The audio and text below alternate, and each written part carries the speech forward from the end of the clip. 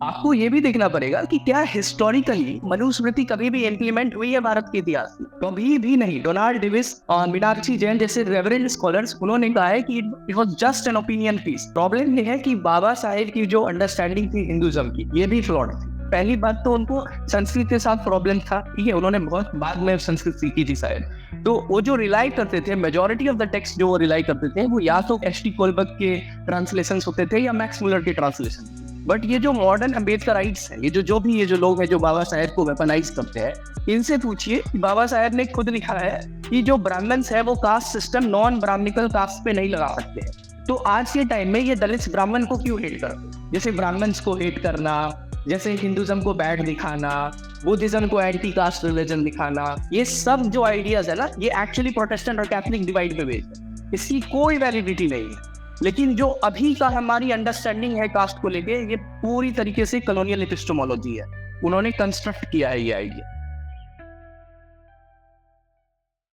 आर्यन, बहुत बहुत स्वागत है आपका चल बात कर पे। थैंक यू भाई, थैंक यू बुलाने के लिए। और कैसे आप? मैं एकदम परफेक्ट, अच्छा हूँ, एकदम बढ़िया। आप बताओ। मैं भी बढ़िया भाई, चल रहा है। हाँ, तो याद ही होगा आपको, हमने डिस्कस किया था कि आपकी किताब आने वाली है। पहले तो सबसे पहले मैं इतनी छोटी उम्र में किताब छाप दी आपने यार। थैंक यू भाई। तो उसी बुक को आज डिस्कस करने वाले हैं, ठीक है। काफ़ी मैं क्यूरियस हो रखा हूँ क्योंकि मैंने वो कवर वगैरह देखा, आपने जो कंटेंट भेजा हुआ था मेरे पास। हालांकि जब किताब आएगी तो बिल्कुल मैं मंगवाऊंगा, प्री ऑर्डर कराऊंगा, जो भी जैसी फैसिलिटी होगी, ठीक है। तो सबसे पहला क्वेश्चन मेरे दिमाग में यही आया जब मैंने वो किताब का कवर वगैरह देखा कि इतनी बातें हो रखी है इस चीज़ के ऊपर, लाइक वर्ण के ऊपर, कास्ट के ऊपर, इतनी सारी। ये आइडिया आपको कैसे आया? लाइक मतलब कि मेरे को इसी के ऊपर, इसी टॉपिक के ऊपर बात करनी है, पहली किताब भी लिखनी है तो इसी के ऊपर लिखना है। तो इसका पीछे का उद्देश्य क्या था आपका?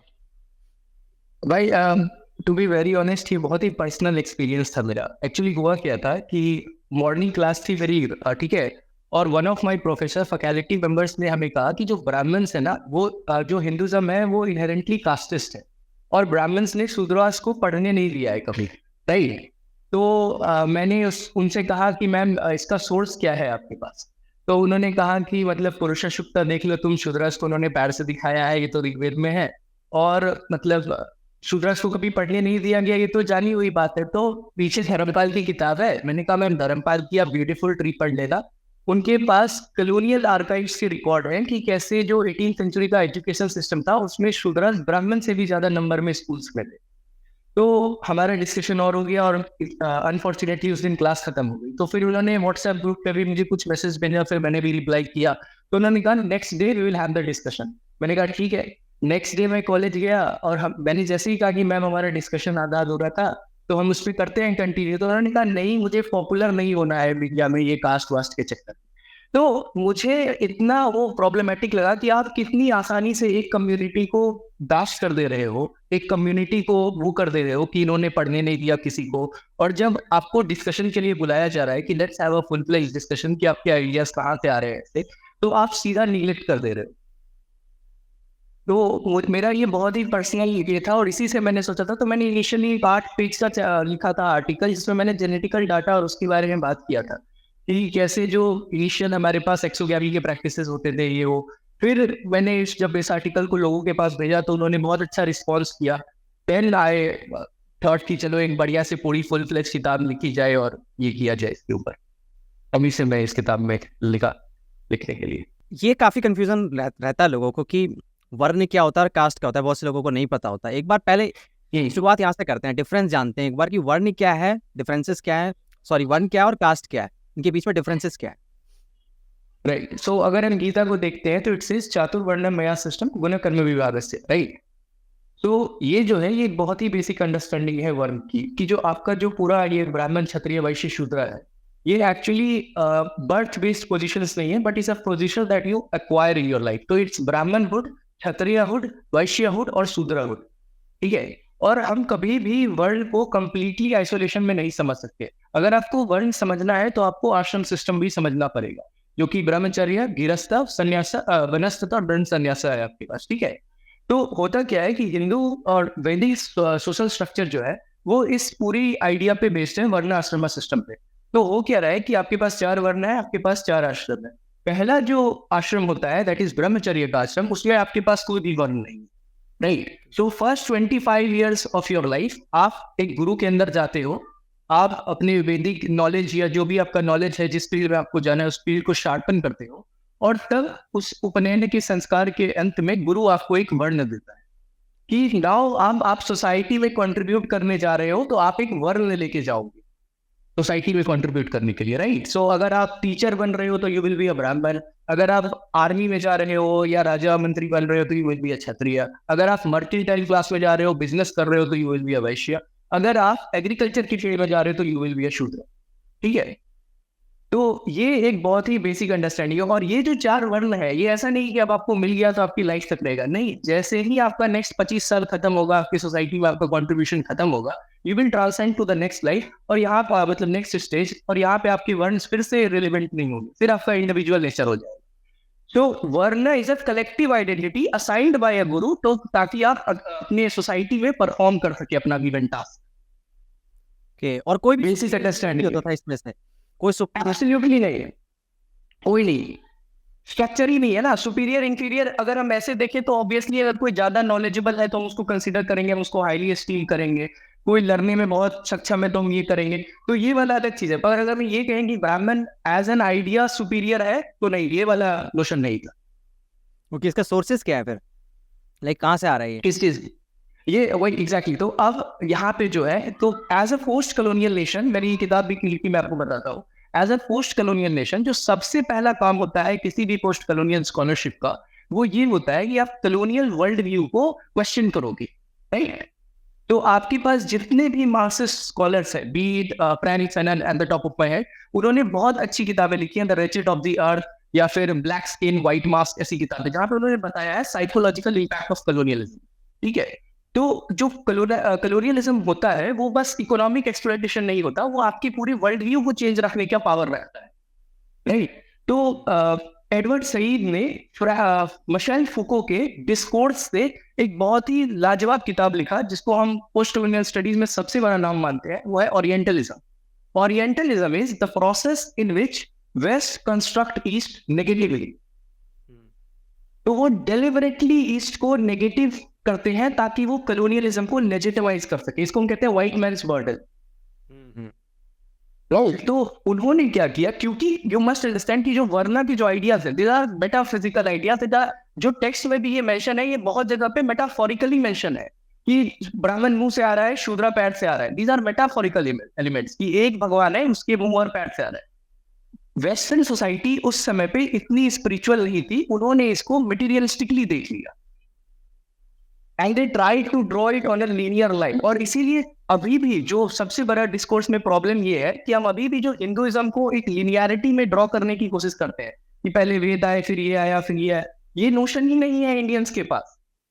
ये जो लीनियरिटी ऑफ हिस्ट्री है, ये itself is a colonial notion. ये डार्क एजेस आया, रेनेसांस आया, ये जो एनलाइटमेंट आया, ये जो एनलाइटमेंट के बाद मॉडर्न एज आया, ऐसे नहीं चली है नेटिव्स की हिस्ट्री। तो यहां से ये नोशन उन्होंने लाया कि, और उसमें फिर आर्यन इन्वेजन का भी बात होगा, जो ऑब्वियसली मैं पॉडकास्ट में आगे भी करूंगा, कि फिर उन्होंने आर्यन इन्वेजन वाला ड्रॉ किया कि ये जो आर्यंस हैं ये सुपीरियर रेस है।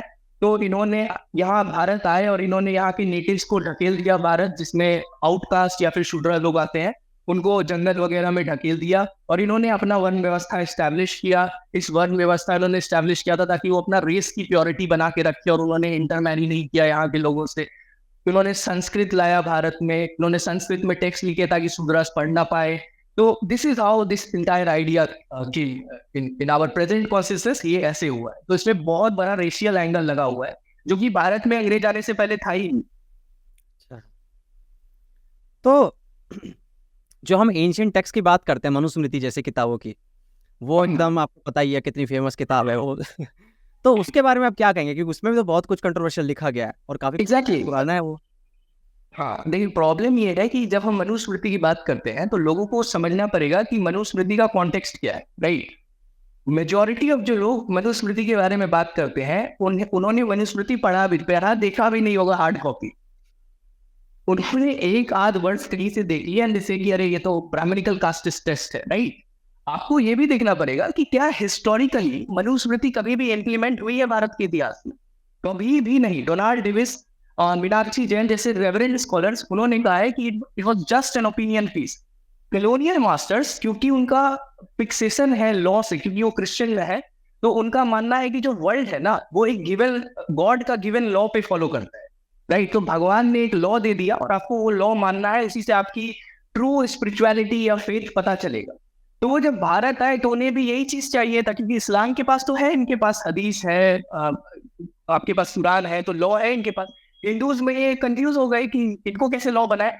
तो फॉर्चुनेटली और अनफॉर्चुनेटली इनके हाथ में मनुस्मृति लग गई। तो इन्होंने मनु का ट्रांसलेशन किया और इन्होंने कहा कि इसी के अकॉर्डिंग हिंदूज अपने आप को गवर्न करते हैं, जबकि ऐसा कभी नहीं हुआ है भारत के। कभी भी नहीं मनुस्मृति के अकॉर्डिंग किसी ने किसी को कवर किया। It was a merely opinion piece. यहाँ तक कि एएस एडकर अपनी किताब एजुकेशन इन एंशिएंट इंडिया में लिखते हैं कि मनुस्मृति में जो इतना खराब तरीके से सूद्रास के बारे में लिखा गया है, वो इसलिए है ताकि ब्राह्मण्स अपने आप और अपने बच्चों या जो क्षत्रिय वैश्य बच्चे हैं उनको प्रमोट करे, या जो कॉमन मासेस है उनको प्रमोट करे कि आप एजुकेशन की तरफ जाइए। क्योंकि आपको समझना पड़ेगा कि जो हिंदू टेक्स्ट का जो डाउन मतलब फॉलो हो रहा है, ये ओरल ट्रेडिशन में होता था इनिशियली। तो एक टीचर है, वो अपने शिष्य को इम्पार्ट कर रहा है नॉलेज, गुरु शिष्य परंपरा, फिर वो गुरु जो स्टूडेंट है वो आगे जाके फिर बनेगा, राइट? तो ऐसे करके एक ओरल ट्रेडिशन में पास हो रहा है। यहाँ पे जो सिलेक्शन है वो बहुत ज्यादा इंपॉर्टेंट हो जाता है, क्योंकि अगर वर्ड्स करप्ट हो गए तो पूरे वर्ड्स की जो सीक्रेटनेस है वही खत्म हो जाएगी। तो इतना स्ट्रिक्ट वो ब्राह्मण क्षत्रिय और वैश्य के लिए, इसीलिए वो ब्राह्मण को और भी किया। इनफैक्ट मनुस्मृति ने ब्राह्मण को बहुत हेविली उनको फाइन के लिए भी किया, क्योंकि ब्राह्मण तुम्हारे पास इतना ज्यादा वर्च्यू है, अगर तुम क्राइम कर रहे हो कुछ, अगर तुम थीफ कर रहे हो, तो यू हैव टू पे 24 और 36 टाइम्स मोर देन शूद्र, क्योंकि तुम ब्राह्मण हो, you should be the virtuous one, right? तो पूरा जो आइडिया है ये मॉरल कॉन्डक्ट का आइडिया है। और मनुस्मृति की जब हम इस सेंस में बात करते हैं तो हमें ये दो बात बहुत जरूरी देखना पड़ेगा कि पहले तो इसकी कोई हिस्टोरिकल इम्प्लीकेशन नहीं है भारत में। अच्छा। दूसरी बात मोर इम्पोर्टेंटली कि ये मतलब ब्राह्मण्स अपने लोगों के लिए लिखते थे कि ताकि उनके लोग मोटिवेट हो और वो नॉलेज को और ज्यादा सीख करें। तो एक स्कंद पुराण में वर्ष भी आता है, जन्मे जायते शूद्रा संस्कारम दुजते वेद पठन्ति विप्रा ब्रह्मा जायते ब्राह्मण, राइट? तो हिंदू की जो कॉस्मोलॉजी है या जो अंडरस्टैंडिंग है लाइफ की, वो है शूद्र से वो जन्म होता है, यानी इग्नोरेंस में वो जन्म लिया, और उसका अल्टीमेट रियलिटी है परम ब्रह्म को पाना, ब्राह्मण बनना, राइट? तो ये इस ट्रैजेक्टरी में चीजें चल रही हैं। इस ट्रैजेक्टरी को अंग्रेजों ने, जो कॉलोनियल मिशनरीज थे, उन्होंने हटा दिया और इसको लीनियर बना दिया, इसको लिटरल सेंस में उन्होंने ट्रांसलेट कर दिया।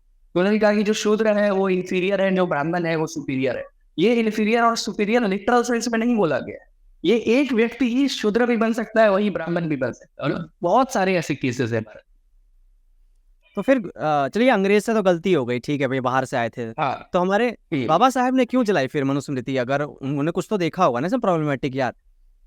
दिक्कत ये है कि अगर हम ऑब्वियसली अगर आप मॉडर्न कॉनोटेशन से कोई भी स्पिरिचुअल टेक्स्ट देखते हैं, कोई भी, इनफैक्ट बाइबल, कुरान, कुछ भी अगर आप देखते हैं, तो वो आपको प्रॉब्लमेटिक लगेगा एट सम पॉइंट, चाहे वो वुमेन्स को लेकर हो, चाहे वो आपको कास्ट या जो भी हो आपका, ठीक है?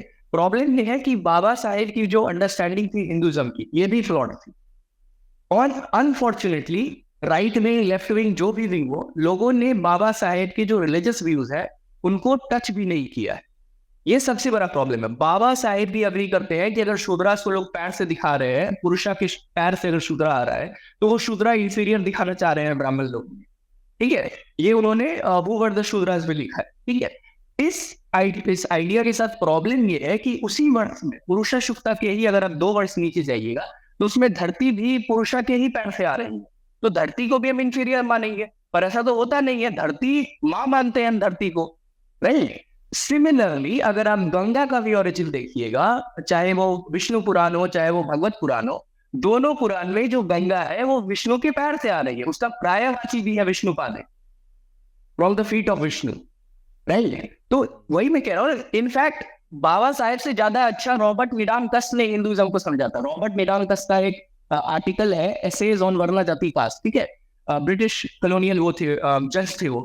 उन्होंने कहा कि ये जो यूज किया है ना शूद्रा को इस वर्ष में, पुरुषा शुक्ता में, ये पोएटिक डिक्शन में यूज किया है, इसको कोई लिटरल सेंस में कोई मूर्ख ही ले सकता है। प्रॉब्लम ये है कि आप इसको लिटरल सेंस में नहीं ले सकते, ये पोएटिक, और ये बहुत ही पहले से हो रहा है। अगर आप रोमन ग्रीको ट्रेडिशन भी देखें तो जो ओल्ड सिविलाइजेशंस है उन्होंने ऐसे बहुत काम किए जहां पे उन्होंने किसी डेटी के बॉडी को यूज किया है चीजों को बताने के लिए। It's easy. और हिंदुइज्म में तो बहुत जगह होता है, आपके पास पंचशील का कॉन्सेप्ट है, बहुत चीजों का कॉन्सेप्ट है जहां पे भगवान के बॉडी को मेटाफोरिकली यूज किया जाता है आपको चीजें समझाने के लिए। तो बाबा साहेब का बहुत सारी अंडरस्टैंडिंग, क्योंकि मैंने बताया भी है कि पहली बात तो उनको संस्कृत के साथ प्रॉब्लम था, ठीक है, उन्होंने बहुत बाद में संस्कृत सीखी थी शायद। तो वो जो रिलाई करते थे, मेजोरिटी ऑफ द टेक्स्ट जो वो रिलाई करते थे, वो या तो कोलबर्ट के एच.टी. कोलबर्ट के ट्रांसलेशंस होते थे या मैक्स मुलर के ट्रांसलेशन होते थे। अब ये जो ट्रांसलेशंस होते थे ये पॉलिटिकली असाइंड होते थे, अनकॉन्शियसली और consciously, that is a different debate कि क्या मैक्स मुलर कॉन्शियसली हिंदूज को डिफेंड कर रहा है, क्या कोलबर्ट कॉन्शियसली ये काम कर रहा है। पर जैसा मैंने कहा, सईद का जो आर्ग्यूमेंट है कि वेस्ट कॉन्स्ट्रक्ट करके ही अपनी आइडेंटिटी बनाता है, राइट। तो उनको कंस्ट्रक्ट ही करना था जाति सिस्टम या वर्ण सिस्टम को प्रिमिटिव, तभी जाकर वो इसको डिस्ट्रॉय करते और कहते हैं कि देखो you need us, otherwise white how would they legitimise colonialism, right. तो बाबा साहेब का जो पूरा क्रिटिसिज्म है ना हिंदुइज्म का, ये मेजोरिटी उनके अंडरस्टैंडिंग पे बेस्ड है और इसीलिए उनको प्रॉब्लम होता है समझने में चीजों को, राइट। तो ऐसे हो नहीं सकता, जैसा बाबा साहेब का क्रिटिसिज्म भी है ये हो नहीं सकता। और अगर प्रॉब्लम ये है कि अगर लोग बाबा साहेब को ले भी, फॉर एग्जांपल अगर लोग कह रहे हैं कि चलो ठीक है, I agree with Baba Saheb कि मनुस्मृति को जला दिया, ऑल दैट, ठीक है, मैं बाबा साहेब के व्यू से अग्री भी करूंगा। बट ये जो मॉडर्न अम्बेडकराइट्स हैं, ये जो लोग हैं जो बाबा साहेब को वेपनाइज करते हैं, इनसे पूछिए कि बाबा साहेब ने खुद लिखा है कि जो ब्राह्मण्स है वो caste system non Brahmanical caste पे नहीं लगा सकते हैं। तो आज के टाइम में ये दलित ब्राह्मण को क्यों हेट करते हैं? Right, that's the problem. You only use certain individual when it's useful to you, when he or she is useful to you. Baba Sahib, nobody cares about caste discrimination today in India, to be very frank. All they want to do is to exchange the power. Top पर आना है आपको, बस यही game है। और this is exactly the fact. अगर आप मॉडर्न एकेडमिक अंडरस्टैंडिंग देखेंगे कास्ट की, तो ये लोग critical race theory CRT, that is की जो वेस्टर्न सोसाइटी है वो इनहेरेंटली रेसिस्ट है, इसीलिए हमें रेस को हाइपर विजिबल बनाना पड़ेगा, हर चीज में रेस लाना पड़ेगा, तभी ये सोसाइटी न्यूट्रलाइज हो सकती है। इन्होंने वही कर रहे हैं ये कास्ट के साथ। प्रेमचंद दलित के बारे में लिखता था, इन्होंने धर के प्रेमचंद को क्रिटिसाइज कर दिया कि प्रेमचंद अपर क्लास ब्राह्मण, ये क्यों लिख रहा है दलित के बारे में, इसके पास दलित चेतना नहीं है, इसके पास दलित एस्थेटिक्स नहीं है, ये वो दिस दैट। तो इट्स अबाउट ट्राइबलिज्म कि मैंने सफर किया है तो भाई बस मैं ही लिखूंगा, बस मेरे पास वो राइट है। लेकिन आर्यन, अनटचेबिलिटी का कॉन्सेप्ट तो बहुत पुराना है ना, ये अंग्रेजों के टाइम से ही पहले चलता आ रहा है, इसे काफी एविडेंसेस मिलती है जितना मैं देखने गया था। तो चलिए ठीक है, आप थोड़ी देर के लिए हटा दीजिए कि भैया ठीक है भैया ये बाद में हुआ, अंग्रेजों ने किया ये सब जो भी है, लेकिन ये जो एट्रोसिटीज होती थी लोअर कास्ट के ऊपर जो अपर कास्ट करता था, अनटचेबिलिटी वाला कॉन्सेप्ट है, ऐसी भी चाहते होती थी कि जिनकी परछाई भी नहीं पड़ सकती है तो दिक्कत आ जाएगी, आपको पानी मंदिर आपको सब पता है ये, ठीक है, और ये है मतलब देखा गया है। इसके बारे में फिर क्या बोलोगे आप जो लोग देखो, हाँ, the thing is that nobody is denying कि डिस्क्रिमिनेशंस नहीं हो रहे थे भारतीय समाज में, ठीक है, nobody is denying that, but the problem is कि आपने इसको यूनिफाइड कर दिया है, राइट। आपने जगह देखो, कॉलोनियल आने से पहले ये चीज लोकलाइज्ड थी, मतलब कहीं पे होता था, कहीं कहीं के पावर डायनेमिक्स भी डिफरेंट थे, राइट। तो हो सकता है कि ब्राह्मण्स ने कहीं पे कुछ किया होगा, I am not denying that, nobody can deny that कि रेसिज्म था अमेरिका में या भारत में कास्टिज्म था या भारत में सोशल जो डिस्क्रिमिनेशन है वो कहीं ना कहीं बाद में आने लगी सोसाइटी से। What I am trying to tell you is कि इसमें मिशनरीज का भी बहुत बड़ा हाथ है। और जब हम अनटचेबिलिटी के बारे में बात करते हैं रवि, तो प्रॉब्लम ये है कि अनटचेबिलिटी एज अ फेनोमेना, अगर हम अंबेडकर की देखें तो वो कहते हैं कि गुप्ता पीरियड के अराउंड से आया है, ठीक है। और अगर हम जेनेटिकल एविडेंस भी देखें तो भारत में जो एंडोगैमस मैरिजेस की स्टार्टिंग पॉइंट है ना, वो गुप्ता पीरियड के अराउंड ही है, यानी 15 आज से 1500 साल पहले, मतलब 6 AD के अराउंड, ठीक है। तो यहाँ से अब हमें समझना पड़ेगा कि अनटचेबिलिटी एज अ फेनोमेना क्यों आई, राइट। सो ऑब्वियसली अगर तुम कोई भी सिविलाइजेशन देखोगे, right, any ancient civilization, you will find कि लोगों ने कुछ लोगों को हमेशा बाहर रखा है ताकि जो सोसाइटी के ऐसे काम है जिसमें डिजीज या जो लार्जर सोसाइटी को अफेक्ट कर दे, राइट। सो ये अनटचेबल्स कौन थे? जो मैनुअल स्कैवेंजिंग में इंडल्ज होते थे, राइट? तो ऐसे काम जिससे लार्जर सोसाइटी इफेक्ट हो जाए, उनको डिजीज फैल जाए, ये वो, तो इन्होंने इन लोगों को असाइड कर दिया। पर ऑब्वियसली इस असाइड करने से, हालांकि ये असाइड करना बहुत लॉजिकल था, पर इसके साथ प्रॉब्लम ये है कि फिर जो इनके जनरेशन बाय जनरेशन लोग आए, उनको भी इन्होंने अनटचेबल कंसिडर करना स्टार्ट कर दिया। तो initially what came out as a very practical purpose, मैं तुम्हें हटाओ दलित, मैं तुम्हें ब्राह्मण समाज से एग्जांपल देता हूँ। ब्राह्मण्स में अछूत ब्राह्मण्स होते हैं, ऐसे ब्राह्मण्स जो मरनी के बाद का कार्य करते हैं। तो there are different types of Brahmins, ठीक है? कुछ उपनयन का काम करते हैं, कुछ छोटी मोटी पूजा पाठ है, कुछ ऐसे भी ब्राह्मण्स होते हैं जो किसी के मरने के वो संस्कार को करते हैं, right? Now these Brahmins are considered bad women. इनको जो समाज है ना, उनके बाहर रखा जाता है, क्योंकि ये ऐसे प्रैक्टिसेस में इंडल्ज होते हैं, right? So it was more like practice what you are doing, कि आप क्या कर रहे हो, क्या इससे सोसाइटी को इफेक्ट हो जाएगा। अगर मान लो कोई बीमार हो गया, उसका महामारी फैल गई, तो उस चीज को प्रिवेंट करने के लिए ये लॉजिकल स्टेप था। बट ऑब्वियसली ये बाद में जाके जनरेशनल हो गया, तो इट बिकेम प्रॉब्लमैटिक। पर आप ये सोचो ना आर्यन, की कोई इंसान ऐसा काम ही क्यों करना चाहेगा कि सोसाइटी उसको आउटकास्ट कर दे? तो उनको किसी ना किसी तरीके से तो प्रेशर पड़ता होगा ना, किसी तरीके का एक्सप्लॉयटेशन होता होगा ना, कि उनको मजबूर होना पड़ता था वो काम करने के लिए, फिर वो उस चीज से बाहर भी नहीं निकल सकते थे कभी। ये तो वेल इट डिपेंड्स कि आप कैसे देख रहे हैं ना उसको। आपके पास क्या जॉब अपॉर्चुनिटी है, ये भी तो देखना पड़ेगा ना। तो ये जॉब अपॉर्चुनिटी ब्राह्मण या क्षत्रिय थोड़ी बना रहा है, फाइट तो आपको सर्वाइवल के लिए करना पड़ेगा ना। Human society is inherently hierarchical, ये तो मैं भी एक्सेप्ट कर रहा हूँ, आपको भी एक्सेप्ट करना पड़ेगा, और सबको। That is the exact reason why communism या मार्क्सिज्म फेल्ड। उन्होंने वो हायरार्कल नेचर ही खत्म कर दिया सोसाइटी का। It's very practical approach. हम कहते हैं कि हाँ ठीक है, इनके प्रेशर पड़ा, इनके प्रेशर पड़ा। एब्सोल्युटली आज नहीं पड़ रहा है कि कैपिटलिस्ट सोसाइटी में हम पे pressure. We are all striving to make our life. Problem तो ये है, प्रॉब्लम ये नहीं है कि इनको इन पे प्रेशर पड़ा, नहीं, they seek a way of living. हाँ, इसके बाद इनके बच्चों को ऐसा कंसिडर करना, ये प्रॉब्लम था।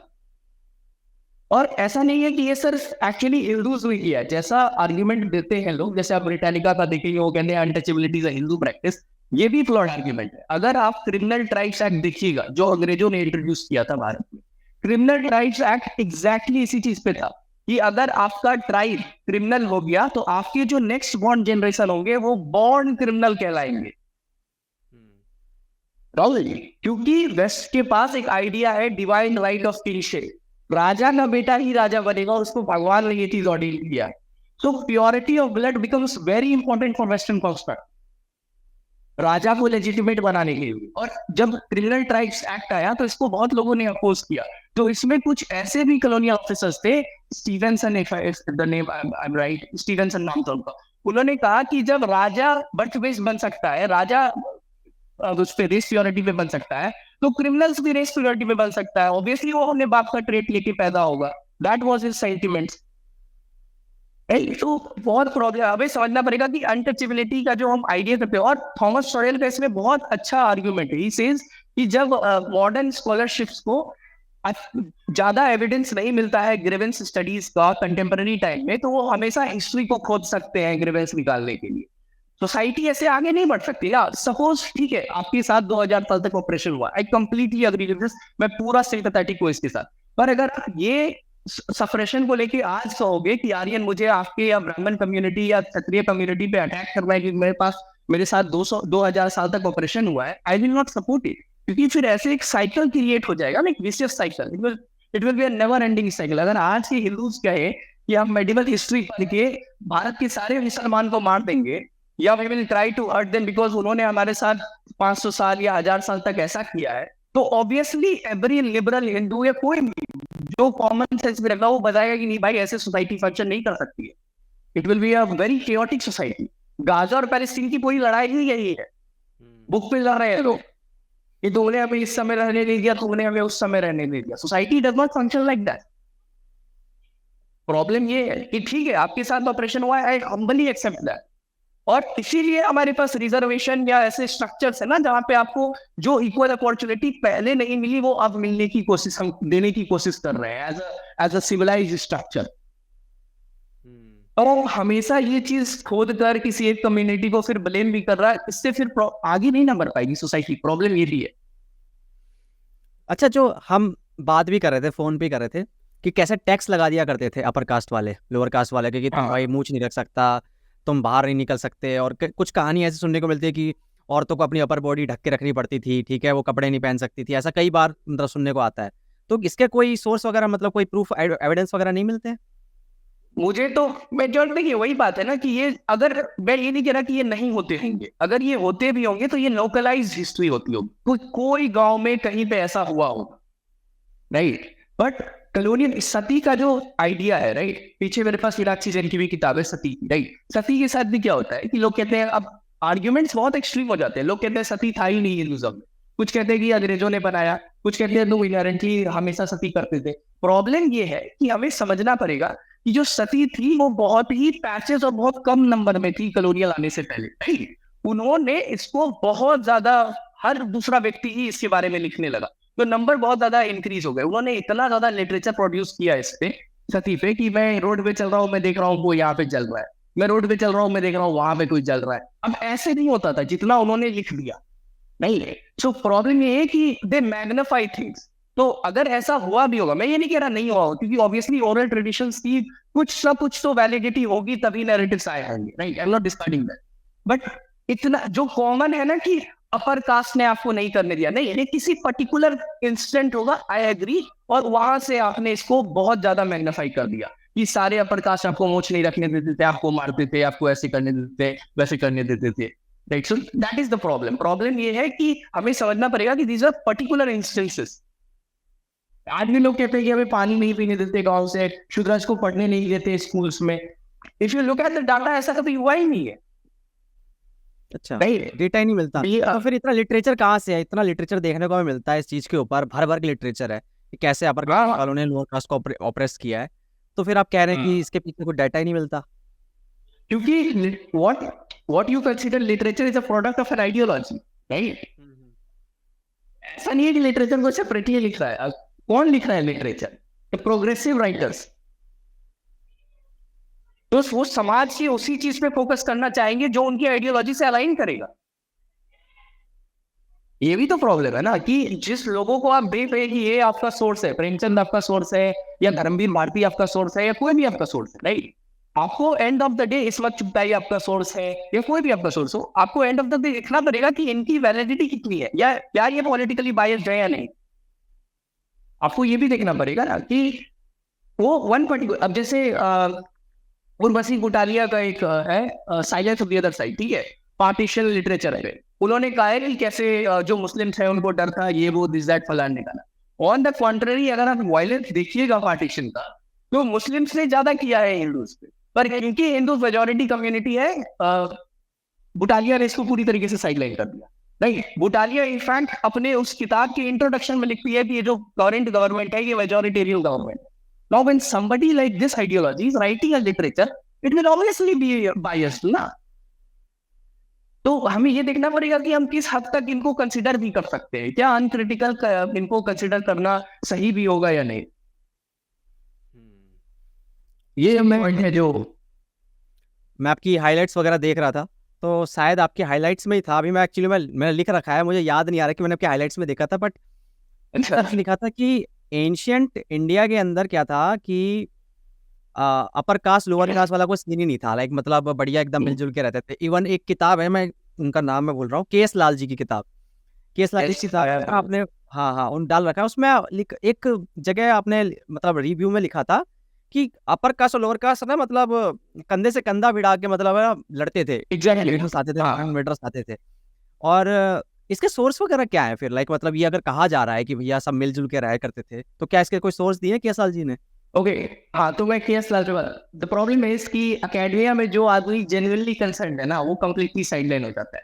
No, KS. लाल को 4 भाषाएं आती थी, ठीक है, पर्शियन, अरेबिक। तो उनकी किताबों में आपको मतलब बातें कम मिलेंगी और सोर्सेज ज्यादा मिलेंगे। सो के.एस. लाल कैसे लिखते हैं, अरिस्ता ने ये कहा, उत्पी में ये कहा, इसमें ये कहा, उसने होगा, वो बात ही नहीं लिखेगी, वो छोटा सा इंट्रोडक्शन लिखेगी कि ऐसे ऐसे हो रहा है, उसके बाद वो 5 सोर्स कोट कर देंगे।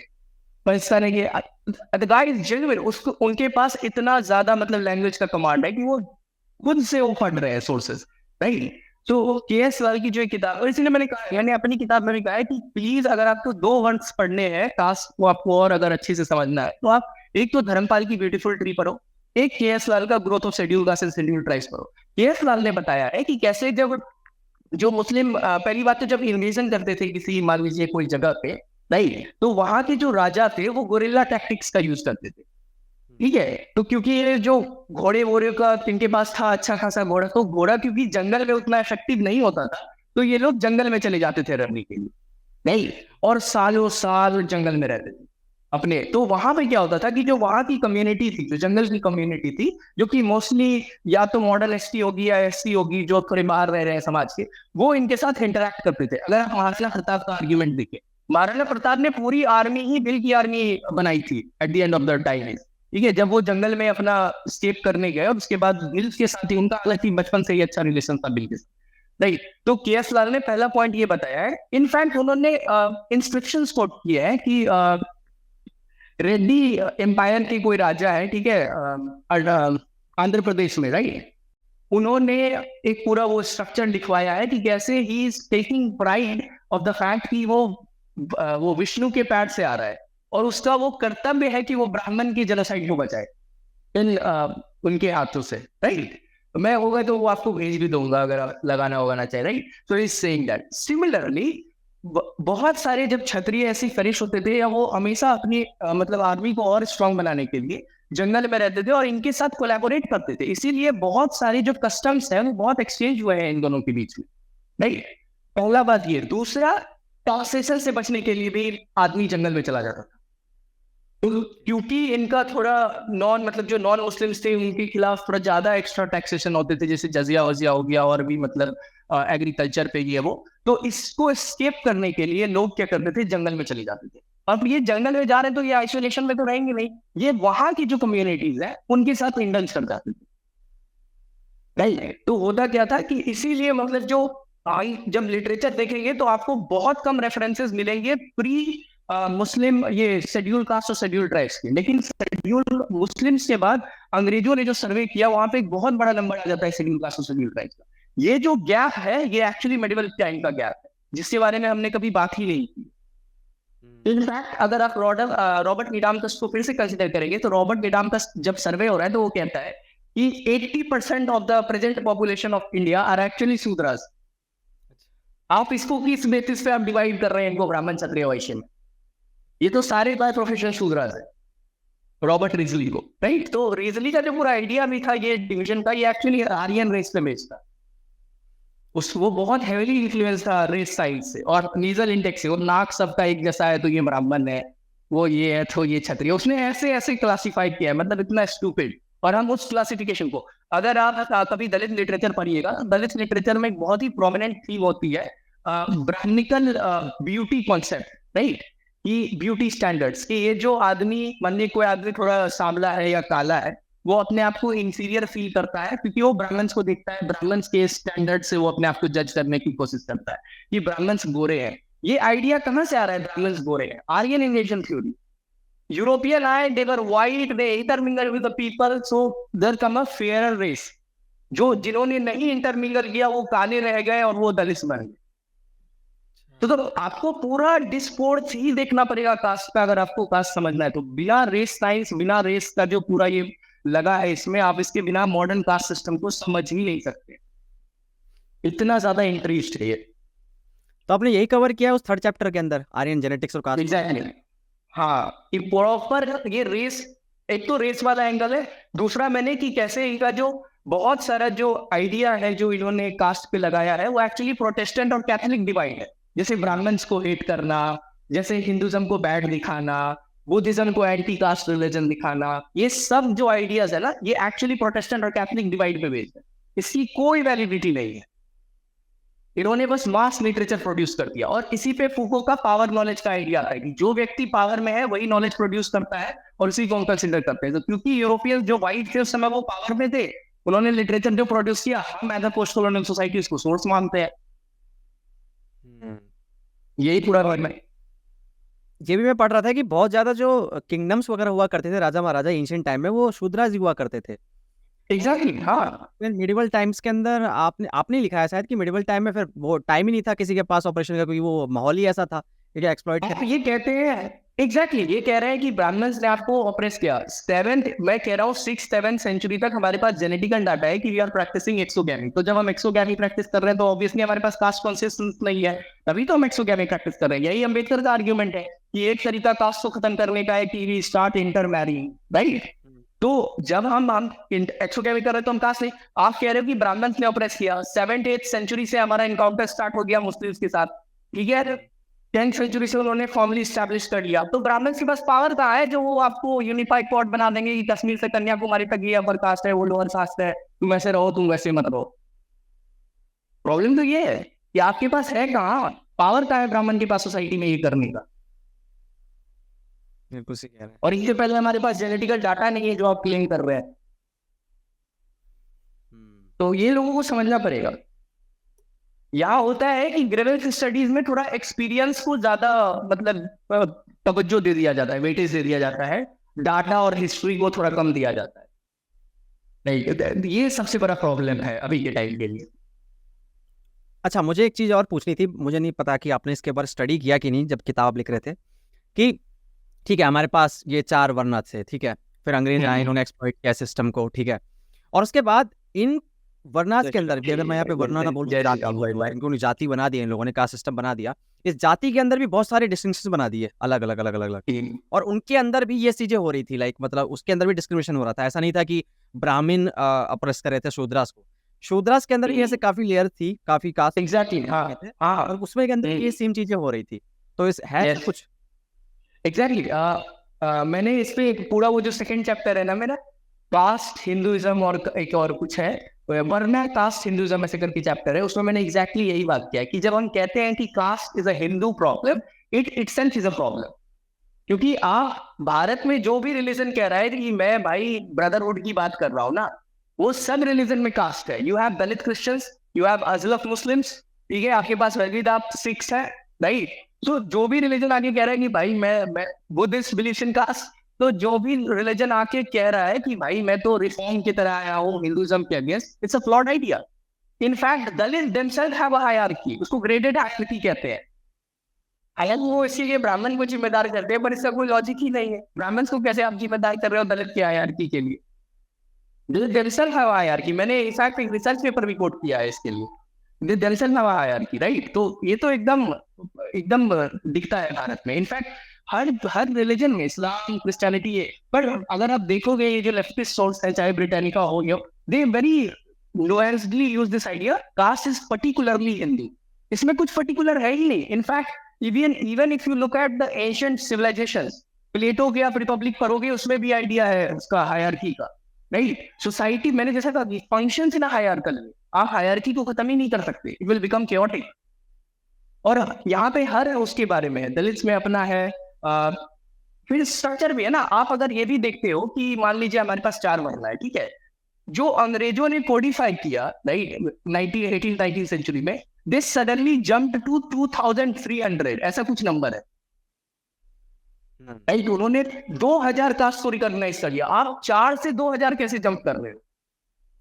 ठीक है, वो 4 से 10 करोगे। जो वो क्रिमिनल कास्ट की बात कर रहे थे बाय बर्थ, जो आप बता रहे थे, वो भी इंक्लूडेड है इसमें 2000 वाले में। हाँ एग्जैक्टली। तो उन्होंने, और पहली बात तो हमें यह भी समझना पड़ेगा कि ये जो कास्ट और जाति के है, कास्ट और वर्ण एंड कास्ट के बीच में जो जाति का डिस्टिंक्शन आता है ना, ये भी इंपॉर्टेंट। ठीक है, अगर आप सूजन बेली या निकोलस बी ड्रिक्स ऐसे लोगों को कंसिडर करेंगे जो कि बहुत अच्छा जिन्होंने वर्क किया है भारत में सब कंट्रीज में कास्ट के ऊपर, उन्होंने क्लियरली कहा है कि कास्ट जो भारत में था ना, ये जाति जो भारत में था, ये फ्लूइड था नेचर में। यहाँ तक कि निकोलस बी, जाति, वर्ण तो है ही है, वर्ण है आपके पास 4 वर्ण है, देन देयर कम्स जाति, जो मर्केंटाइल ग्रुप्स होती है। जैसे कोई कुछ काम कर रहा है तो हम उसकी जाति से उसको बुलाते हैं, सोनार है तो सोनार जाति, लोहार है तो लोहार जाति, राइट। सो जो सूजन बेली है या फिर ये निकोलस बी ड्रिक्स है, ऐसे लोग कहते हैं कि जो मॉडर्न अंडरस्टैंडिंग है कास्ट की, ये जाति से भी डिस्टिंक्ट है, क्योंकि अंग्रेजों ने पूरी तरीके से कोडिफाई कर दिया इसको। नॉट ओनली दैट, हाँ, एकदम रिजिड बना दिया कि अब आप मूव ही नहीं कर सकते हो, ये नहीं था। दूसरा और तीसरा, इन्होंने इंस्टीट्यूशनलाइज कर दिया जाति को। इंस्टीट्यूशनल नहीं थे जाति। तो अगर आप निकोलस फ्रीडरिक्स के आर्ग्यूमेंट देखोगे, उनकी पूरी किताब ही है कास्ट ऑफ माइंड, उसमें उसका एक पूरा चैप्टर ही है इस पे, डी कॉलोनियल स्कॉलरशिप में अच्छा नाम है उनका, पोस्ट कॉलोनियल में भी, तो उनका भी यही आर्ग्यूमेंट है। हाँ, सो आपकी बुक का पूरा आर्ग्यूमेंट ये है कि भैया जो ये जितना भी हम कास्ट बेस्ड जो भी हम सिस्टम समझते हैं, जो भी हम देखते हैं कि, और इसको जिसको हिंदुइज्म पे थोप दिया जाता है, वो और कुछ नहीं, बस एक कॉलोनियल कंस्ट्रक्ट है और कुछ नहीं है। मॉडर्न जो अभी हमारा जो हम कहते हैं ना कि कोई ये कास्ट का है, ये कॉलोनियल है, इट्स कंप्लीटली कॉलोनियल, इसमें कुछ भी हिंदू नहीं है। इसमें प्रॉपर रेस साइंस लगे हुए हैं, नेजल इंडेक्स लगा हुआ है, इसको आप हिंदू बोल ही नहीं सकते। आर्यन इन्वेजन हुआ ही नहीं है तो साला ये कैसे हो सकता है? It's very problematic. अच्छा, आर्यन इन्वेजन नहीं हुआ है तो फिर हुआ क्या है? नहीं। आर्यन माइग्रेशन की बात की जाती है, क्या हुआ है? देखो होता क्या है कि अब क्योंकि उन्हें बचना है, इतनी बड़ी स्टोरी उन्होंने प्रोपोगेट कर दी और उनके पास अब एविडेंस नहीं है, तो वो माइग्रेशन उन्होंने एक नया वो कर लिया है, ठीक है, कि they did not attack you, उन्होंने आपको इन्वेड नहीं किया, उन्होंने माइग्रेशन किया, पैचेस में लोग आए और वो आप में एसिमिलेट कर गए, ठीक है। अगेन दिस हमारे पास नहीं, इसका भी उतना कुछ नहीं है, हालांकि हमें सीड्स का जेनेटिक्स मिलता है, बट द थिंग इज कि हो सकता है ये अदर वे अराउंड भी हो। हालांकि इंडियन स्कॉलर्स या जो इंडियन अकेडमिया है वो इसको पुश नहीं करती है, आउट ऑफ इंडिया थ्योरी, जो कि श्रीकांत तालागिरी जी ने बहुत बहुत एक्सटेंसिवली ड्रॉ किया है, unfortunately people don't talk about it, तो वो भी एक काउंटर नैरेटिव है इसका। तो अब आर्यन इन्वेजन तो हुआ ही है, तो out of, in fact Romila Thapar भी हम कह रहे हैं कि we don't have an evidence for it. तो मैंने अपनी किताब में लिखा भी है कि the earlier proponents of Aryan invasion theory have themselves rejected the theory, right. So Romila Thapar भी कहती है कि we don't have an evidence for Aryan invasion. जो इनके जो जेनेटिकल लोग थे, जैसे डेविड रिच करके एक स्कॉलर था, उसने ही सबसे इनिशियली इस पे काम किया था। डेविड रिच ने जब इस साइट्स पे गए और उन्होंने जेनेटिकल डाटा कलेक्ट किया, तो वो फिर से सबसे अर्लीस्ट प्रोपोगेशन बन गए कि आर्यन इन्वेजन नहीं हुआ था। इनफैक्ट जो मॉडर्न कास्ट सिस्टम है ये भी बहुत रिलेटिवली न्यू है, उन्होंने ही ये प्रोपोजिशन सबसे पहले दिया था, रिच नहीं। कि हमारे पास जो ये जो जेनेटिक्स है हिंदूज की, इसमें एक्सोगैमी हो रही है, बहुत बहुत टाइम तक हुई है, जो कि मैंने कहा 1500 साल पुराना ही है बस हमारे में एंडोगैमिक प्रैक्टिसेस की ये हिस्ट्री। तो अगर आप वेस्टर्न कंस्ट्रक्ट में भी देखते हैं हिंदुज्म को, जो कि कहता है कि ये 3500 साल पुराना है, हालांकि इससे बहुत पुराना है, राइट। तो 3500 साल की अगर हम देखते हैं और हम देखते हैं कि 1500 साल से हिंदुज्म कास्ट मतलब एक्सोगैमिक एंडोगैमिक मैरिजेस प्रैक्टिस कर रहा है, तो फॉर 2000 ईयर्स बहुत इब्राहिमिक रिलीजन से पहले से हिंदुज्म में कोई सेंस नहीं है का, या कोई सेंस नहीं है एक्सक्लूसिविटी का। हमें ये भी देखना पड़ेगा, we have to appreciate this side also. तो मेरा आर्गुमेंट ये है कि modern caste system is completely colonial. हम जो भी अंडरस्टैंड कर रहे हैं इस कास्ट सिस्टम के बारे में, ये कॉलोनियल है। मैं ऐसा नहीं कह रहा कि सोशल, हाँ मैं ऐसा नहीं कह रहा कि हाँ कोई लेना देना नहीं है, मैं ऐसा नहीं कह रहा कि ये सोशल डिस्टिंक्शन हमारे में नहीं था या सोशल स्ट्रेटिफिकेशन नहीं था, लेकिन जो अभी का हमारी अंडरस्टैंडिंग है कास्ट को लेके, ये पूरी तरीके से कॉलोनियल एपिस्टेमोलॉजी है, उन्होंने कंस्ट्रक्ट किया है ये आइडिया, और इसलिए ब्राह्मण्स को इतना ज्यादा परिवार सोसाइटी की जरूरत है। एब्सोल्युटली एब्सोल्युटली, रियलिटी तो है, कोई डिस्कार्ड ही नहीं कर सकता इस बात। तो फिर ब्लेम गेम क्योंकि ब्रिटिश ने किया या यहाँ से आया, हमें तो प्रॉब्लम सॉल्व करनी चाहिए ना भाई। लोगों का मुद्दा तो यही आएगा कमेंट सेक्शन में, लोग यही बोलने आएंगे कि भैया ये बता कि क्या फर्क पड़ता है, कॉलोनियल कंस्ट्रक्ट है या हिंदुइज्म में नहीं था, रियलिटी तो यही है ना सोसाइटी की, and it's a problem, solve करना चाहिए। क्योंकि मैं ऐसे न्यूज़ पढ़ता हूं, दलित के साथ ये हुआ, आज भी दलितों के साथ बहुत चीजें होती हैं। एब्सोल्युटली यस, क्योंकि आपको ये भी देखना पड़ेगा कि we are product of two colonialism, ठीक है, इस्लाम एंड क्रिश्चियनिटी। और ये जो टू कॉलोनियलिज्म है, इट्स मतलब कुछ नहीं भी तो मतलब लेट्स से 1000 साल के अराउंड की है, ठीक है। We are only independent 75 years, थोड़ा सा कम ज्यादा, ठीक है, 75-76 ईयर्स, ओके। तो आपको ये भी देखना पड़ेगा कि the changes that we are making और हमारा रिलेटिवली हम कहाँ स्टैंड करते हैं। तो हम एक इंडिपेंडेंट नेशन बस 75-76 साल पहले बने, हम इससे पहले 2 कॉलोनियलिज्म के वेव्स को भी इनकाउंटर करके आ रहे हैं, और इनफैक्ट हम इतना इंटरनलाइज कर चुके हैं जो कॉलोनियल बायसेस है, हम समझते भी नहीं है, और हम इनहेरेंटली कॉलोनियल बायसेस प्रेजेंट पे। आज भी जो व्यक्ति अच्छा इंग्लिश बोलता है, we consider him knowledgeable, unfortunately. ये ऐसा नहीं है कि कोई किसी को थोप रहा है कि तुमको इंग्लिश बोल, नहीं, इट इज इंटरनलाइज्ड। थांगो की एक बहुत ही लाजवाब किताब है डीकोलोनाइजिंग द माइंड, लिंग्विस्टिक्स के ऊपर, जिसमें वो आर्गुमेंट करता है कि language itself carry cultural bond. तो जब हम caste as a term use कर रहे हैं, तो हमें ये भी देखना पड़ेगा कि कास्ट के साथ क्या क्या यूज हो रहा है, रेशियल एंगल्स। तो आप ब्राह्मण, आप कैसे किसी प्रॉब्लम को हटाइएगा जब आप उसको रिकॉग्नाइज ही नहीं करिएगा? आप चेंज करना चाह रहे हैं कि ब्राह्मण्स यहाँ के नहीं है, ब्राह्मण्स बाहर के लोग हैं, ऐसा कुछ है ही नहीं। Brahmins are as native as Dalits. प्रॉब्लम ये है कि डिस्कोर्स चेंज हो रहा है, डिस्कोर्स की मीनिंग ही चेंज हो जा रही है ना। अभी का जो मॉडर्न एकेडमिया है वो किस बात में लगा हुआ है कि दलित्स को वो करना चाहिए, मतलब मैं इसके बारे में बस लिख सकता हूँ, मैं इसके बारे में ये कर सकता हूँ। ब्राह्मण्स को हम बैश करते हैं कि ब्राह्मण्स ने इतने सालों तक ये किया, वो किया, दिस किया, this is not, even this is not going to solve your problem. खत्म करते हैं। जो लोग कह रहे हैं कि ब्राह्मण्स ने बर्थ बेस्ड कास्टिज्म फैलाया, ठीक है, चलो मैं ये भी मान लूंगा, पर प्रॉब्लम क्या है कि आज का जो मॉडर्न लोअर कास्ट है वो क्या कर रहा है? वो भी तो मेरे पुरखों या मेरे दोस्त के पुरखे, जो भी अपर क्लास लोग हैं, उनके पुरखों की गलती मेरे पे थोप रहा है। अच्छा, ये आर्यन बना रहे हैं। इसका एक वर्ड है, रिवर्स कास्टिज्म कहते हैं इसे। Exactly, reverse casteism, yes. हाँ, बोलिए बोलिए। नहीं, मैं एक्चुअली मेरे गेस्ट आते हैं हमेशा ही, भार्गव नाम है, तो वो अच्छा। जोशी नाम है उनका, और वो जब भी बात करते हैं बुद्धिज्म की बात या अम्बेडकर की बात करते हैं या फिर इसी चीज़ के बारे में बात करते हैं, मनुस्मृति के बारे में, तो उनके आर्ग्यूमेंट्स को सुना ही नहीं जाता। क्यों? क्योंकि उनके पास अपर कास्ट है। Exactly, privilege, white privilege, white privilege. White लोग कुछ भी बोल रहे हैं ना अमेरिका में, उसको कह देता है कि ये तो व्हाइट प्रिविलेज है, ये तो बोलेगा ही ऐसा। ये तो अपनी वो फॉल्स कॉन्शियसनेस को बढ़ाना चाह रहा है, कल्चरल हेजीमनी को बढ़ाना चाह रहा है एंटोनियो ग्राम्स्की। प्रॉब्लम ये है, प्रॉब्लम है कि आप मेरे आर्ग्यूमेंट्स नहीं देख रहे, आप खुद मेरा कास्ट देख रहे हैं भैया। फिर आप क्या कह रहे हैं कि भारत में कास्ट है? प्रॉब्लम ये है, मैंने कहा है। हाँ, बोलिए बोलिए प्लीज, मैं टोक रहा हूँ आपको, सॉरी। अरे नहीं, मैंने कहा ना कि ये जो मॉडर्न डिस्कोर्स बन गया है ना, it's not about eliminating the वो discrimination, it's about changing the power structure. तो यह प्रॉब्लम है। अगर ये आपकी सोच है कि हम ब्राह्मण्स को खत्म करेंगे या तभी हमारे पास वो आएगा, जो कि बहुत मार्क्सिस्ट लिटरेचर का कहना है। अगर आप फेरियार को देखते हैं तो उनकी पूरी आप कल्चरल मार्क्सिज्म का आइडिया यही है ना, ऑपरेशन वर्सेस ऑपरेस्ट में। जब तक ऑपरेशन रहेगा कम्युनिटी में, तब तक इक्वालिटी आ ही नहीं सकती। तो आप ऑपरेशन को खत्म कर दो। प्रॉब्लम ये है, प्रॉब्लम क्योंकि यही वो dictatorship of proletarians, Karl Marx, right? So this is exactly what it is, where it's leading to. ये प्रॉब्लम है। तो क्या बाबा साहब से कहीं गलती हो रही थी हिंदुज्म को समझने में? क्योंकि उन्होंने ये हम पे लगाया था इल्जाम कि भैया ये जो उन्होंने रिफॉर्म करने की कोशिश करी, उन्होंने कहा हिंदुज्म को मैं रिफॉर्म करने की कोशिश कर रहा हूँ, काफी समय तक उन्होंने किया, उसके बाद जाके उन्होंने बुद्धिज्म, बौद्ध धर्म अपनाया। ठीक है, एथिस्ट भी रह सकते थे, लेकिन उन्होंने सोचा कि नहीं है, मैं ऐसे भटकने नहीं दूंगा अपने फॉलोअर्स को, कोई धर्म देना जरूरी है, क्योंकि वो भी मानते थे कि धर्म की आवश्यकता है जिंदगी के अंदर। तो क्या उनसे कुछ गलती हुई थी फिर हिंदुज्म को समझने में? एग्जैक्टली, उन्होंने, अगर आप उनका डेफिनेशन भी देखते हैं हिंदुज्म का, तो उन्होंने हिंदुज्म को भी बहुत एब्राहमिक रिलीजन की तरह डिस्क्राइब किया। It's a religion of laws, right, उनका अकॉर्डिंग। और ऐसा बिल्कुल भी नहीं है। Hinduism is the only religion which is religion without laws, right? यहाँ पे ट्रेडिशंस इंटरैक्ट करती हैं।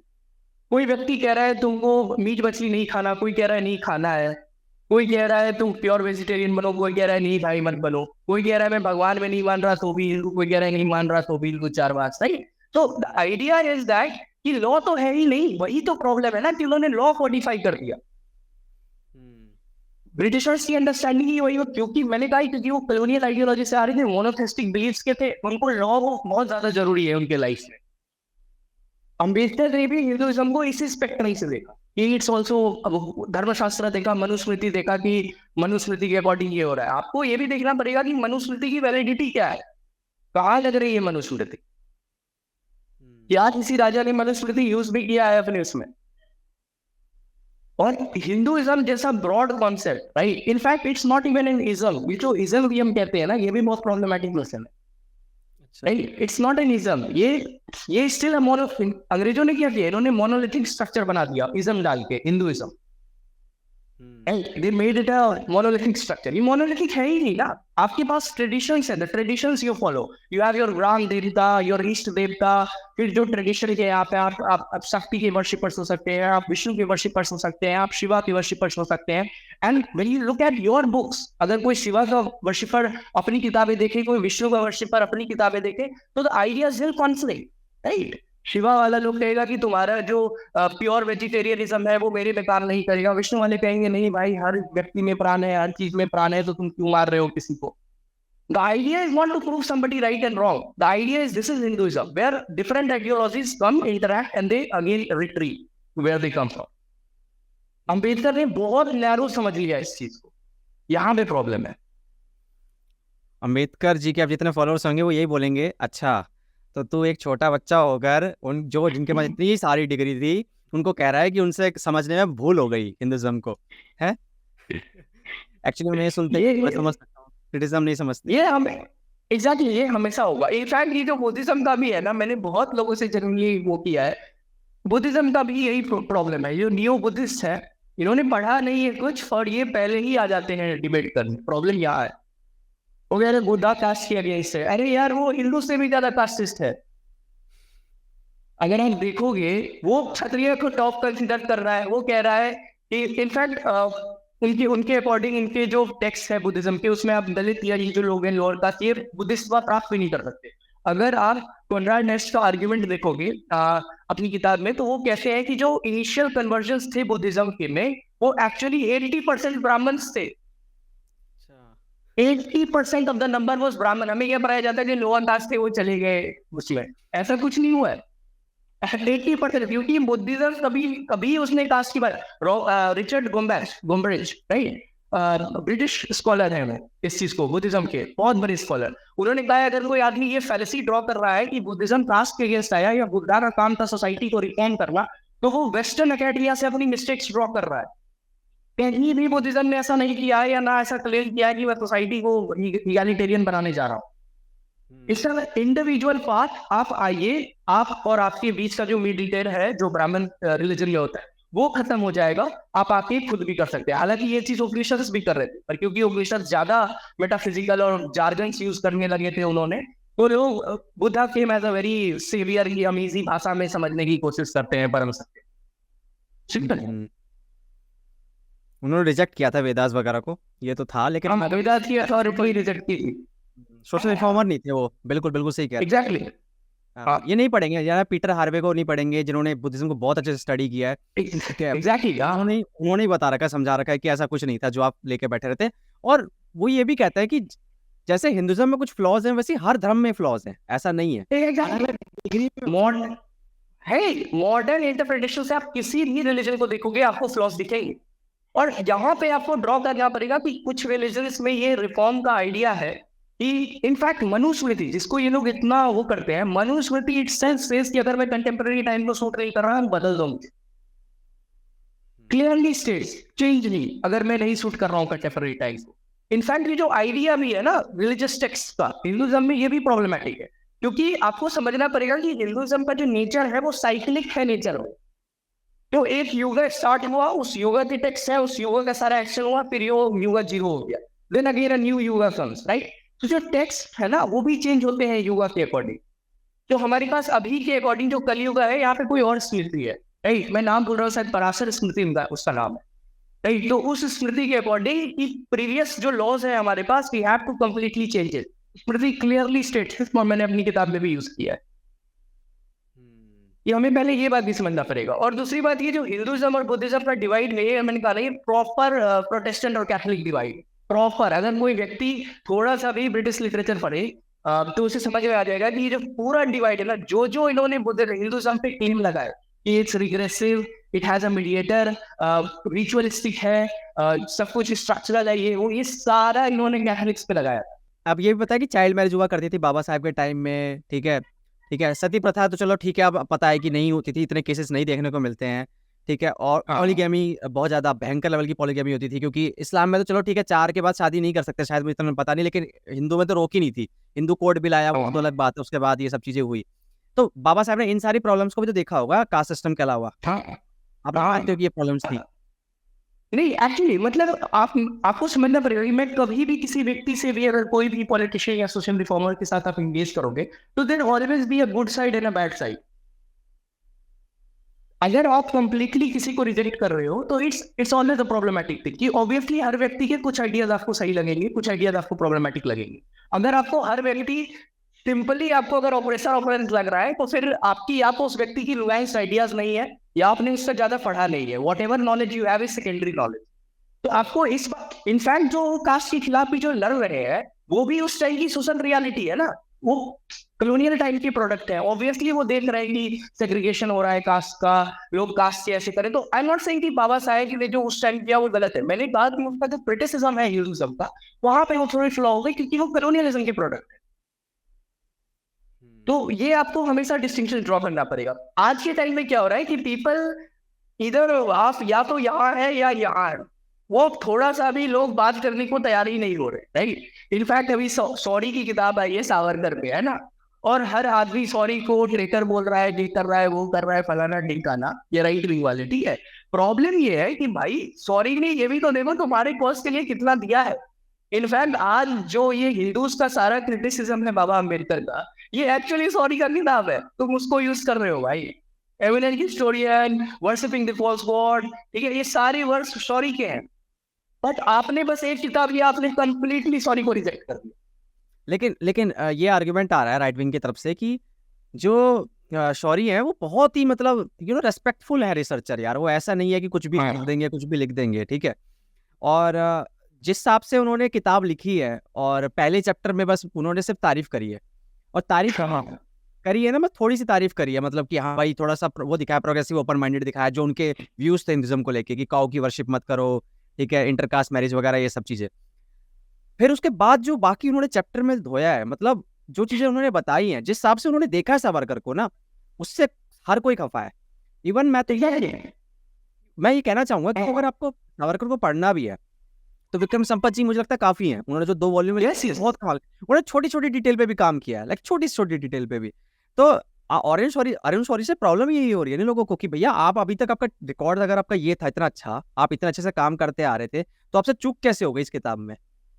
बात चूक की भी है, मतलब ये बात तो आपको समझना पड़ेगा कि सॉरी ने जो ये वर्क लिखा है, it's a desperate attempt to get back at BJP, ठीक है।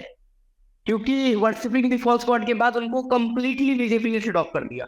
इतना सेट ऑफ कर दिया कि लोगों ने इंक फेंक दिए थे उनके ऊपर स्टेज पे, सॉरी के ऊपर, राइट। उनकी पूरी इंटरव्यू है जहाँ पे वो कह रहे हैं कि उनके जो बेटे हैं वो फिजिकली डिसेबल्ड है, राइट। तो उनके बेटा का मजाक मीम बनने लगा था बीजेपी सर्कल में, राइट। सो आपको समझना पड़ेगा कि आदमी कहाँ से आ भी रहा है, राइट। पहली बात ये।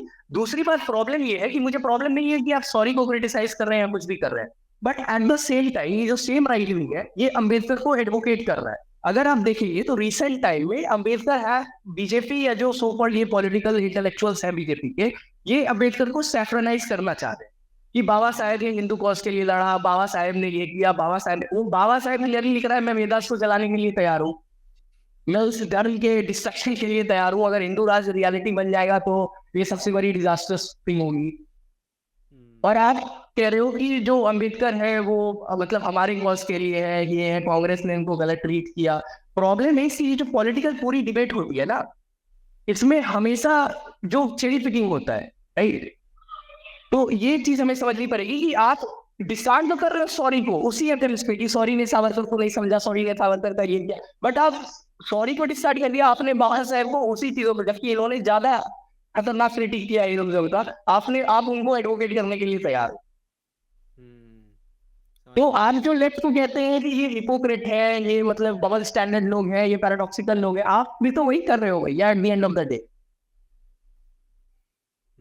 तो वही मैं कह रहा हूँ ना, इंडिया में ये राइट और लेफ्ट का ये बड़ा प्रॉब्लमेटिक है। मैं भी जो आपको ये कह रहा हूँ कास्ट का, लोग पक्का आके कहेंगे कि ये अंधभक्त है, ये बेटे लोग बीजेपी का वो है, दिस एंड दैट। लोग ऐसे ही होता है इंडिया में, आपको लेबल पहले दिया जाएगा, then they will people will hear about your stand. फिर आप या सबने इसलिए लिखा आपने वो तो ऐसे, वो तो मुझे ऐसे वो बोलेंगे ये अमरदास से मोदी से आगे आ गया है, ये कर रहा है। हाँ, वो तो है। तो वैसे कब तक आ रही है अपनी किताब? आज 3 तारीख है। मेरी मिड ऑफ मार्च तक आ गई, ऑलमोस्ट सब कुछ फाइनल हो ही गया। ओके। तो मैं ये सोच रहा था कि एक बार जब हमारी किताब आ जाएगी आपकी, ठीक है, तो उसको पढ़ते हैं एंड देन उसके बाद एक और डिस्कशन कर सकते हैं, ठीक है, और भी चीज़ों को ऐड करेंगे, क्योंकि मैं अभी उस जगह पे नहीं गया जहाँ पे गांधी जी के क्या व्यूज थे, लेकिन उन्होंने हरिजन का एक कॉन्सेप्ट दिया था, उससे अम्बेडकर जी कैसे खफा थे, काफी कुछ था उनके बीच में, काफी क्या कहते हैं हीटेड रहता था, क्योंकि मैं जो टेक्स्ट पढ़ता भी हूँ ना, जो गांधी जी के लिए वो शब्द यूज किया करते थे इंटरव्यूज वगैरह में, जहरीले दांत कि मैं उनके जहरीले मैं ही देख सकता हूँ उनके दांत, इस तरीके से बोलते थे, मैं उनको महात्मा नहीं बोलूंगा। हाँ बहुत कुछ ऐसा है जो कि मसालेदार है, मस्त है, जो कि बढ़िया बातचीत हो सकती है जिन पे पॉडकास्ट पे। तो वो किताब आने के लिए मैंने छोड़ रखा है, किताब आ जाए उसके बाद उसको डिस्कस करते हैं, ठीक है। और ये मतलब ये होगा ही, आप अगर ये देखिए, सॉरी, अगर आप ये वाला देखिएगा तो ये हमेशा होगा। अगर वही मैं कह रहा हूँ, पोजिशनैलिटी का ये जो मॉडर्न अकेडमिया में चलता है ना, ये पोजिशनैलिटी का है, राइट। तो अगर आप सावरकर को पढ़िएगा, राइट, तो सावरकर आई गेस उन्होंने भी अंबेडकर के लेवल पे ही क्रिटिसाइज किया है। उन्होंने चातुर्वर्णा सिस्टम सब कुछ को क्रिटिसाइज कर दिया कि तुम्हें इन सबसे हटना पड़ेगा, कास्ट के साइकिल से हटना पड़ेगा, सब कुछ से हटना पड़ेगा। On the contrary academia Savarkar को कास्टिस्ट किया जाता है। क्योंकि अम्बेडकर की तारीफ नहीं कर देते ना सावरकर की, अम्बेडकर की तारीफ कर देते हैं सावरकर की, तो हो जाता। प्रॉब्लम ये भी है, और दूसरा प्रॉब्लम है कि सावरकर हालांकि उन्होंने अनाउंस कर दिया था अपना जो भी कास्ट था, एंड ऑफ द डे वो चित्पावन ब्राह्मण थे। तो फिर वो ऑपरेशन ऑपरेशन वाला डाइकोटमी ड्रॉ कैसे होगा? You need somebody two point that, right, कि भैया ये है तुम्हारे कल्प्रेट्स, इनको पकड़ो। तो सावरकर तो अपर, हाँ एग्जैक्टली, तो ये काम नहीं हो पाता, इसीलिए ये लोग सावरकर को यूज ही नहीं करते, कोई नहीं करता। हर व्यक्ति सावरकर को साइडलाइन कर रखा है, जबकि उनकी भी वैसे ही भी हुए अम्बेडकर की जैसे कास्ट पे लेके अगर आप बात करें तो पूरी तरीके से वो भी एक्सोगैमस मैरिजेस को, इनफैक्ट उन्होंने टेम्पल बनाया, अनटचेबल्स के साथ बैठ के खाते थे, राइट, बहुत कुछ किया। पर आज का अगर आप देखेंगे तो हर व्यक्ति सावरकर को कह रहा है ये कास्टिस्ट है, जो हिंदुत्व मॉडल है ये कास्टिस्ट है। प्रॉब्लम ये है कि क्योंकि end of the day Savarkar Chitpavan Brahmin, और इसीलिए गोडसे का गांधी को मारने के बाद लोगों ने चित्पावन ब्राह्मण्स को मारा महाराष्ट्र में, क्योंकि फ्यूल्ड हो चुका था ना चीजें। और ब्राह्मण जेनोसाइड जो किताब है मालिंगम बालाजू की, सब ब्रिलियंट, जहाँ पे उन्होंने बताया है कि कैसे कोई जेनोसाइड होता है। आप पहले लोगों को कहते हैं कि ये आउटसाइडर है, तो आप कहते हैं कि ये ऑप्रेसर है, and then things get to another level and finally genocide happen. और यही होता है आज भी। कश्मीरी पंडित्स क्यों नहीं जा पाते कश्मीर? क्योंकि end of the day they are Pandits, किसी को परवाह नहीं है उनके बारे में। प्रॉब्लम ये है, end of the day everything come down to caste. आप चाहे कितना भी कोई बोले कि I don't believe in this, end of the day it comes down to caste. And thank you so much कहना चाहूंगा, आप आए और कुछ और कहना चाहो आखिर में। अरे नहीं, थैंक यू भाई, आप भी बहुत अच्छा काम कर रहे हैं। आई मीन बहुत कम ऐसे पॉडकास्ट हैं जो नए फेसों को मतलब मौका देना चाहते हैं, इवन एस्टैब्लिश पॉडकास्ट। तो इसके लिए थैंक यू सो मच बुलाने के लिए भाई। मिलते हैं जल्दी और कनेक्टेड रहना इंस्टाग्राम पे श्योर वगैरह। श्योर भाई, हाँ तो चलिए हाँ मिलते श्योर हैं। भाई, जय श्री राम। ठीक है भाई, मिलते हैं, जय श्री राम भाई, बाय।